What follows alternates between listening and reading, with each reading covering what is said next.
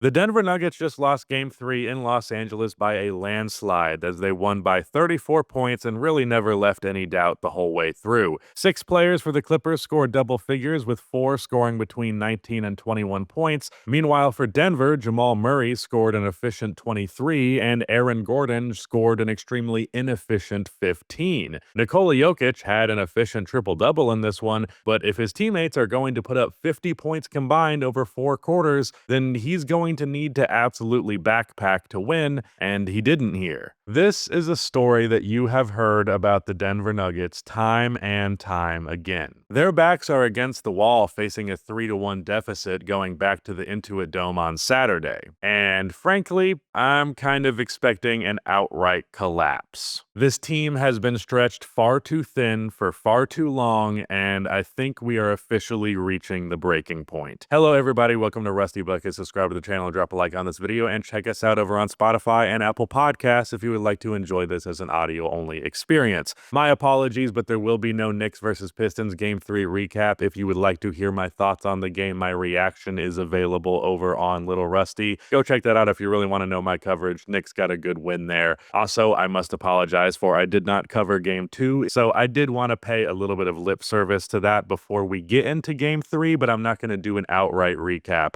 I'm also trying to shorten these recaps, but enough yapping about what the video actually is. Let's get into the damn thing. I honestly think you can blame this Game 2 loss for the Denver Nuggets entirely on Kawhi Leonard. I'm not one to say that a team lost just entirely because of a single issue or a single player, but in this case, like, GG, dude. Kawhi went God mode. It is what it is. Like, there's just nothing you can really do about that. I think it's quite easy for me to say that this is one of the most impressive, one of the best playoff shooting performances that has ever happened. He scored exclusively on jumpers besides for one rim attempt that did go in. Otherwise, he was 14 for 18 on jump shot, most of which were short mid-range jumpers. Stuff like simple fadeaways or spin jumpers or pull-ups, but he also hit a step-back 3 in transition where he just lost everybody. Everyone flew by him. He was completely wide open. He even hit a crazy 3-pointer at the end of the first half as he was kind of stumbling to keep the ball in play as he was getting up the floor while being surrounded by defenders. He was getting to his spots like it was nothing, pushing Aaron Gordon away to get to said spots like it was nothing. And he was also attacking the Jamal Murray mismatch whenever it was presented to him, and I think Denver kind of allowed him to bully Jamal a little bit too much. James Harden was also good from 3, at least after the first quarter. He started 0 for 3, but after that he would go 4 for 8, and it really didn't seem like he could miss after, which that on top of Kawhi's performance just had to be extremely infuriating for Denver. Oh, also, did you guys notice I'm recording from home? I had to record from home. Do you like my demon art? Bogdan Bogdanovic was terrible again. He took a stupid 3 over Christian Brown, missed a bunch of very makeable jumpers. He's been pretty fucking disappointing for them so far, to be frank. Norman Powell also had an off game, and he's kind of had his struggles, although he did come through late when LA really needed it. After starting 2 for 12, he would shoot 3 for 4 in the fourth quarter, hitting a floater, a mid-range shot, and a right-wing 3-pointer. My twin, Ivica Zubac, had a great game, 16 points, 12 rebounds, and 4 assists. He did a good job on Jokic once more. LA overall did a good job. They forced 7 turnovers on him. They didn't shut him down because he's not a player who's capable of being shut down, but they slowed him down and they contained his performance. Like, even if all you do guarding Jokic is you gain a few extra possessions and you make him miss like 1 or 2 shots that he would normally make, that's all you need to win the Jokic battle when you have everything else in your favor, including depth primarily. Jamal Murray had a good game. Aaron Gordon, MPJ, and Russ all scored the ball well enough. Russ even went 3 for 5 on corner 3-pointers, which is a huge break for them. Like, that's getting that kind of shooting out of Russ. You can't expect that often, so to waste that in a loss is really disappointing. Denver played to the best of their ability. Honestly, I don't really think there was any major failure here, at least none that was not already diagnosed. Like, obviously, there's failures from the roster construction standpoint, but there's not anything that they did that they aren't, there's nothing to really be mad at them about in this one. It's just that the Clippers were on fire, and in particular, Kawhi just gave us an all-timer. Now, because of the nature of that kind of loss, wash, you can say, hey, it is what it is. We just got to go steal one in LA. The problem with that is, well, the wall. I don't really know how much it tangibly matters, but it certainly feels like the Clippers are a crazy home team, and I actually didn't know the extent of that. However, I did check in on basically since Kawhi Leonard has started being Kawhi again, starting on February 12th, where he had, I think, his first 20-ish point game, other than like one other one, but LA would finish 12-1 at home with Kawhi Leonard in this state to close the year. They would score, on average, 121 points per game in those games and hold their opponents to 106. That is capital E, capital O, elite offense, and capital E, capital D, elite defense. A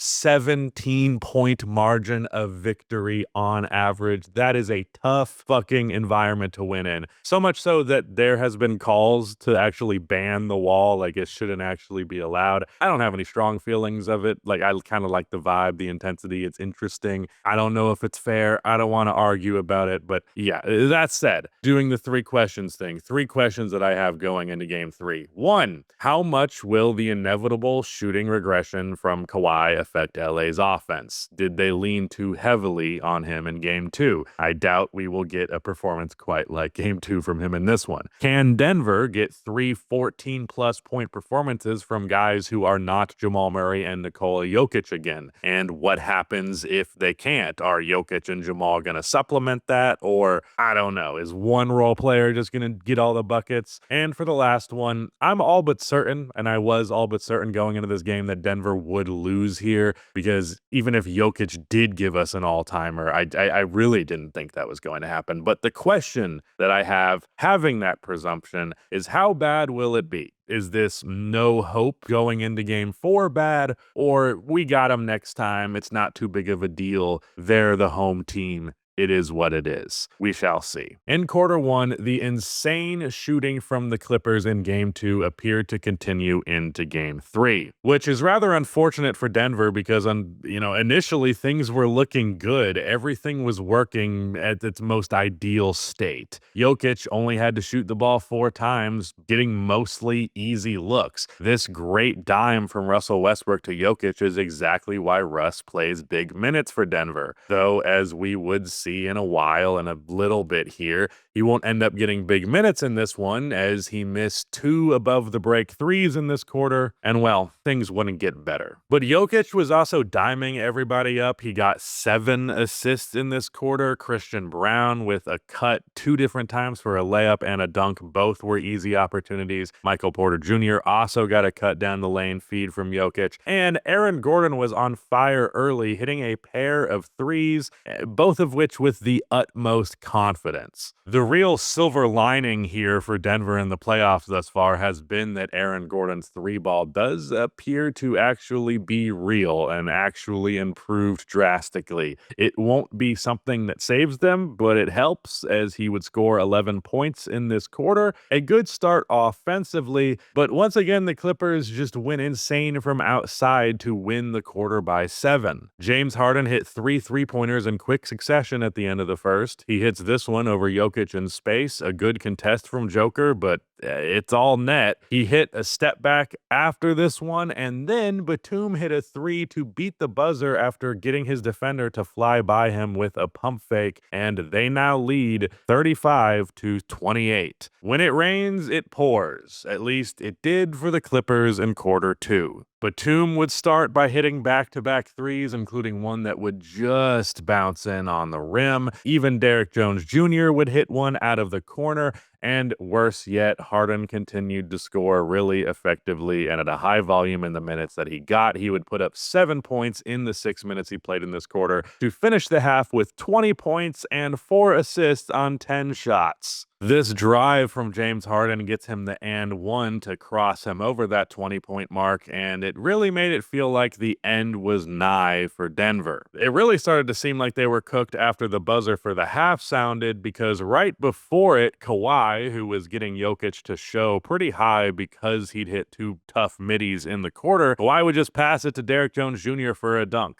Zoo also had a good quarter. He would score 8 points, getting some easy opportunities because of Jokic playing high on screens. There was also a moment or two in zone where they picked apart the zone and found him in a good spot. In game one, Denver did a good job of interrupting the passes to make up for the fact that Zoo was also finding himself open in the middle of the lane at points, but LA was just much more precise with their passes in this one. They didn't have that issue with Harden in that game one, but if anybody else did it, they did. But it was mostly other people who set Zubats up in this one, and it worked. Russell Westbrook would also see his last minutes of the game as he would go 1 for 3 from outside in the quarter, so at least he actually made one. But he is just simply way too eager to take these threes that LA is conceding. Like 5 3-point attempts in 8 minutes is a horrible trajectory for him. Based on his standard minutes that he would get, he's on pace to take 15 of those motherfuckers, and there's just no way you can allow that. He also took 3 of them from above the break, which is dumb because he is bad in that area. But even his 2 corner attempts, of which he hit 3 of 5 of them in game 2, he bricked them badly, like really badly. So as good as his passing and energy can be, LA played Russ off of the floor. He wouldn't see any time again in the second half, and Denver trails by 18, 47-65. While LA's offense would cool down a bit in the third quarter, scoring just 25 points, Denver also found more offensive struggle like in the first. Denver also found more offensive struggle like they did at the end of the first half. They had a lot of bad misses inside the arc. They did hit 2 of their 3 3-pointers, both of them coming from Nikola Jokic, but Aaron Gordon kept taking these bad mid-range shots, and him as well as MPJ, and I think Christian Brown even, and Jokic maybe even, missed just a couple of pretty good bunnies at the rim. Like, not guaranteed layups, but ones that they definitely would convert on more often than they do. There were also some dumb turnovers. They had 5 in this quarter, the worst of which being a handoff action between Jokic and MPJ where they just completely miscommunicated. They normally have such good synergy together, but they just haven't in this series thus far. There's been a couple of dumb miscommunications. There was a lob in this one as well where things were just horribly timed. They're way out of sync, and it's a big problem. Norman Powell was the star of the third for LA as he hit a 3 in transition, which put the score to 21 halfway through the third. He also hit a nice little short fadeaway in the lane, but it wasn't all jumpers for Norman in this one. Here he would also get an and one after crossing over Jokic, taking a bump and keeping his composure to finish the layup. Things felt even more dire when Julian Strawther would check into the game. I was a big believer in Julian, and I'm not selling all of my stock necessarily, but my thought that he could be a real rotation guy this year was completely off base. So the fact that he is checking into this game is a sign of some serious desperation because they're hoping that he can be a spark plug. I also imagine they're hoping he can be the replacement for Russell Westbrook in there just because he's a much better 3-point shooter. Didn't even really highlight just how much Russ's lack of shooting ability did fuck up the spacing beyond just him missing those attempts. But yeah, they were playing to LA's strengths whenever Russ was out there, but Julian Strawther is not the solution either. They ended up going stagnant and doing well enough to just trade baskets with LA, which isn't nothing. You know, you're not continuing to sink into a bigger and bigger hole, but you're also not really digging yourself out of said hole, now are you? Batum hit another 3 to close the quarter, this time with 7 seconds left, making it 70-90 going into the fourth. Now, to this point in the game, yeah, Denver is down 20, and they've made some mistakes, and Russ has been completely terrible, but, you know, for the most part, most of the reasons that they're down 20 isn't their fault, and 20 points is also a respectable enough deficit and one that you can close strong enough that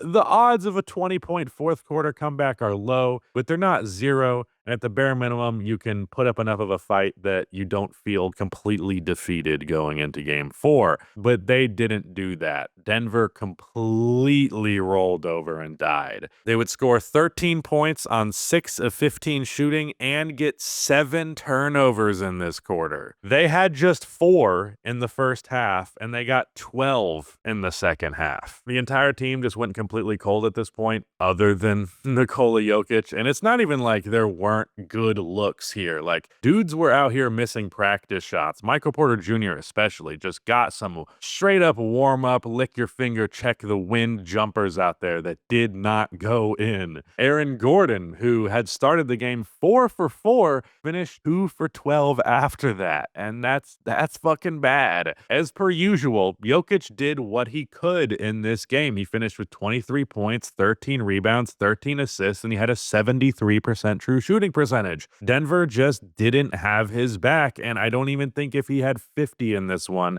it would have been enough, as they lose 117 to 83. Things are looking fucking dire. Now, for the 3 questions revisited after looking at the game, how much will the inevitable shooting regression of Kawhi affect LA's offense?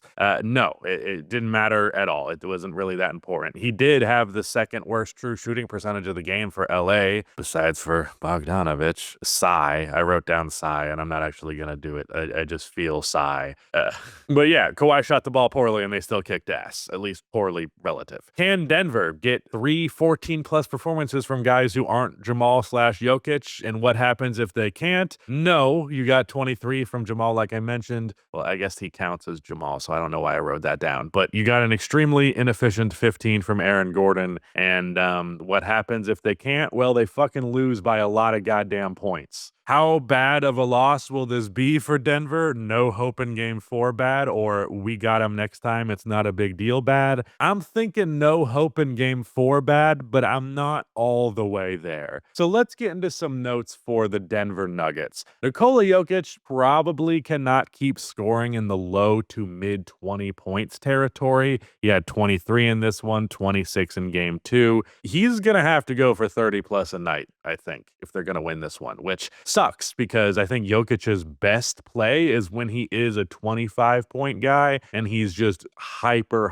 efficient and doesn't have to shoot the ball too much, doesn't have to force any kind of offense. But we're not there. Not gonna happen, and he's had to fucking carry before, and it's gonna have to keep happening. Michael Porter Jr. is awful, and he needs to go. I feel like there would be a lot less scrutiny if his contract wasn't what it was, but at the end of the day, it is, and he's just like a 3, not much D, even if he's improved, not even that much of a cutter, as he's kind of been a weak finisher. Also, am I crazy, or is Michael Porter Jr. fucking terrible at putback layups? Like, I think I've seen him miss like 5 in this series in total. It's a very weird quirk of his. He like tries to tip them in when I don't really think the angle exists. Just come down with the rebound, dude. Aaron Gordon, I think there was an overabundance of offense from him. He's just asked to create way too much. So it's kind of hard to blame him for his inefficiencies. I don't think he should be called upon to shoot the ball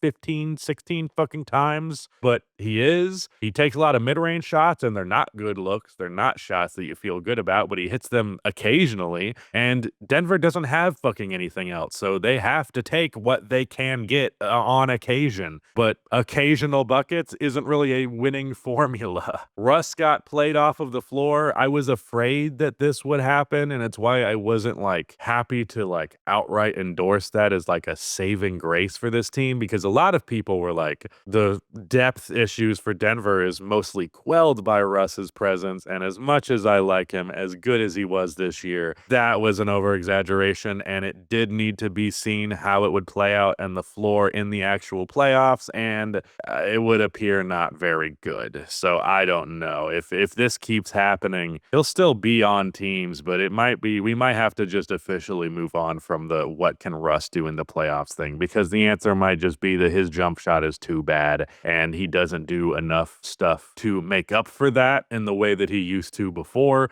because he's older, because he doesn't have the volume he used to. So yeah, that sucks. That's a big hit for them because they need anything they can get off of the bench. So the fact that their theoretically best bench player is only getting 9 minutes, that is a tough one. Speaking of tough, this is a very tough interior game for Denver as they would have 14 misses in the paint while making 20 of them, which is not an awful percentage. It's not terrible by any means, but like not great for their standard. They were looking at the shot chart. There were 4 shots that were like right next to the basket, but technically not paint shots because they were not touching the paint, but 1 for 4 on those short floaters as well. So just a lot of misses around the basket. A lot of them in this game that I think would have been makes at other points. The other part of that is just that Ivica Zubac just has really good rim protection, but they're supposed to be an interior team. So if you're not going to finish there, it's not going to work in other places because they went 7 for 26 on threes in this one. So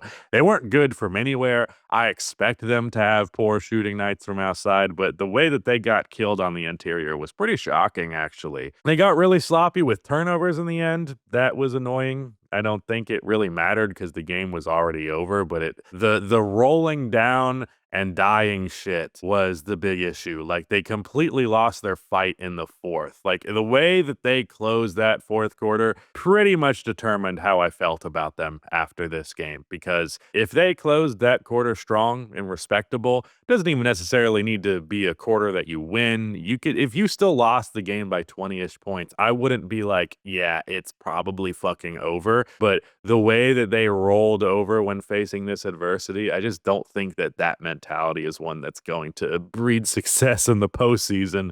Peyton Watson and Jalen Pickett played a combined 29 minutes in this one, and they scored 2 points on 1 of 5 shooting, and they grabbed 2 rebounds. They also got 3 fouls. Wow, good contributions. This bench is fucking terrible. I don't want to be too mean to them because it's not their fault. Like, I feel that way about pretty much everybody on this roster, except for Michael a little bit. I have less sympathy for him, but like, even still, I have a little bit of for him because he's paid more than he should be, and he's asked to do more than he should be. So there's extra expectation on him that he's just not capable of delivering on. So all of your role players are stretched too thin. You're asking them to do too much, and they're just not built for it. And that's been the case with this team for quite a bit now. Christian Braun had 9 points on 9 shots. He didn't attempt a 3. The Clippers didn't respect him as a 3-point shooter, and he didn't even get a look at it. They just rather simply have remarkably bad spacing because Aaron Gordon, not a 3-point threat, really, maybe more of one, but like not a high volume one by any means. And you're especially sure that Christian Braun just isn't really a very good 3-point shooter. They are guys that defenses are going to leave wide open. Now, Gordon did a decent job, or at least he did hit those 2 3-pointers. I actually don't know if he attempted another one after that. No, he took 2 more and he missed them, but 2 for 4 is good. Actually, Christian Braun did take 1 3. But if you're going to be left open all game and combined, they played 68 minutes between the 2 of them, and you only get up 5 3-pointers, of which you make 2 of them. Well, congrats on 2 possessions, again, across 68 minutes, 69 minutes, nice. 2 possessions between the 2 of them where they actually made the defense pay for sagging off of them. Like, they don't have real shooting, and their one real shooter, Michael Porter Jr., went 1 for 6. So if he's not going to hit threes, it's not really going to be anybody else. And Nikola Jokic keeps fucking taking these threes like he's like on some Thanos, fine, I'll do it myself shit. Like, I have to take this shot because nobody else on my team is a remotely capable 3-point shooter. Russell 1 for 5, Jamal 1 for 4, Brown missed his 1 for 6 from Michael. Like, there's just not any fucking shooting on the team, so Jokic is like, I guess I'll do it. And every 3 he takes threes like he's mad that he's taking threes. He's good at them, but that's not the game that he wants to play. It's the game that he's forced to play. And Jokic is at his best when he's playing the game he wants to. He hasn't been playing that bad game in quite a while. He still dominates. He still does what he has to. But like, I don't think he's willing to do it. Like, he's like, fuck this. Like, I'm so fucking tired of doing this. I'm not suggesting he's quitting or anything like that. I'm suggesting that he is simply worn too thin. Jamal Murray also, I think he's just lowered the bar for his performance at this point. So like when he scores in the low 20s, it's fine. But they, again, just like with Jokic, like, I'm not blaming you for this, but we do need more. Like, I think him and Jokic need to have 60 combined at least in game 4 if they want to possibly win that one. So the question is, do they have any hope of doing that? Whew. I mean, I don't think they're going to win the game in game 4. I really don't. And I think after you go down 3-1, it's going to be tough. I think there is a chance. There's a chance they would win game 5 in Denver, but I think it's going to go back to LA and it's going to be over from there. These are two teams with a pretty extreme home court advantage. So would it surprise me if Denver ended up swinging it back in their favor back at home? But I'm not betting that they don't go down 3-1 at the bare minimum. Now, what happens if they end up getting gentlemen swept? I think they trade basically everybody but Jokic and probably Gordon. Gordon's on a cheap enough contract. His 3-ball has improved pretty substantially. And like I said, he's been stretched too thin. So his bad play is not because he's bad. If anything, like if you can just get him back in the same role he was in 2023 without this extra shit, he would still thrive, would still be perfect. It's just things have gotten way too complicated. But Michael Porter Jr., I'm all but certain would be gone. Jamal Murray that's a difficult one because he's paid an amount of money that's really hard to move. I mean, Michael's amount of money is pretty hard to move, all things considered. So the problem is, like, I don't know if you can put together the actual deals here, but there's no fucking way they can sit on their hands. There's no way they can walk this roster back next year. That's an insult to Nikola Jokic. That's an insult to your fans. It's just a big ass insult. Like, this roster cannot continue to be the way that it is. And especially to fire your head coach this late into the season, that takes some big fucking balls, and you better have a goddamn plan because you cannot be doing shit like that and then sitting on your hands after it. I'm going to rapid fire some quick notes about the Clippers. Obviously, they're riding high, so there's not like much to knock down or anything. This was some more insane shooting from them, 18 for 39 from outside. Nicholas Batum has been really fucking good. He's 4 for 6 from outside in this one. He's shooting 9 for 17 from 3 in this series after 3 games, which is 53%. Obviously, that's not going to hold up, but the fact that his 3 is this real makes him an extremely playable player. And I mean, he's been getting like 20-ish minutes. What did he play in this one? 26. Yeah. I mean, I didn't expect him to be this pivotal because he's not exactly a high rotational piece. I think he plays like 18-ish minutes. Maybe I'm completely off base on that. Yeah, no, he averages 17.5. That was right on the money. I know my shit. I know exactly how many minutes Nicholas Batum plays per game. Thank you. Very quiet games from both James Harden and Kawhi Leonard, but like it doesn't fucking matter even a little bit. Like the fact that they were able to dominate to this degree says a lot, but it's also because you got a really good Zoo game. You also got a really good Norman Powell game. And when you get all 4 of these guys just able to get into that 20-point territory, they're a really hard team to beat because it's also not like they're completely without depth. They have plenty more of it than the Nuggets do, that's for sure. The Zoo matchup is pretty brutal for Jokic, and on both ends at that, because Jokic hasn't really had to match up with offensively elite centers in his time. Like, most of the criticism, when you think about it, of Jokic in the playoffs has been him getting burned by guards on the perimeter and stuff, which is mostly stuff that you can't even really criticize him for because it's like, yeah, slow-footed center on the perimeter, that's what happens. You can criticize him for it and say, yeah, that makes him a worse player, but like, just in terms of like, what are you doing? He's not doing anything wrong. That's just the way that he is. There's a distinct difference between those two. But in the Zoo matchup, he's getting burned a lot by playing high on these screens, which is the system. It's not his fault, but it is ultimately a lot of plays where his opponent gets buckets because he's just not in the right position. Also, rebounds he's fighting really hard for. And then on the other end, Zoo is doing a great job defending Jokic. Like, as I mentioned, there were a couple of possessions, a couple of turnovers in game 2, like 2 shots that Jokic usually hits that Zoo prevented from going in, and that's all that matters for him to win. And even if Jokic is still putting up triple-double numbers, Jokic is never not going to put up double numbers. But if you can make him struggle to shoot extremely well while he does it, like remarkably well, and you also keep his scoring volume low, then you've done all that you can, and you gotta tip your cap to that. Like, it's a great job. I'm sad that Bogey seems to suck. He's just been awful the whole way through. Terrible, terrible, terrible shooting from him in the playoffs thus far. If Kawhi Leonard remains healthy, I think this team can go all the way. I think they are a championship level team with Kawhi Leonard healthy. And I'm just I'm praying. I don't actually pray. I'm not a religious man, but whatever the equivalent of that is, just in your own mental fortitude, I'm really just hoping that Kawhi can be healthy and play out this run. If they lose on the merit of just not being good enough, then that's well and good with me. But I think this roster is legit. I'm enjoying them a lot. They're probably my favorite team in the playoffs. It's them or the Pistons, and I'm going to be riding with them the whole time. My prediction for dark horse teams was if Kawhi is healthy, it is easily the Clippers. Not even close. I don't even know if they really qualify as a dark horse because of how well they closed the year. My only reservation 3 games in, and my only reservation seriously, other than the potential health risk, is they did get those 2 wins so far just by being scorching from outside, like very, very hot. So I think it's mostly just been their process. They've done a good job of getting open looks, and they have a lot of really good shooters. So it's not like crazy surprising. And they have the shooting and playmaking to continue to generate and hit these good looks at a high volume. But, you know, they're not going to be the greatest 3-point shooting team of all time for the entire postseason, because as of right now, I mean, what are their 3-point makes as a team? In this one, 18. In game 2, they hit 13. And in game 1, they hit 12. So yeah, that's a lot.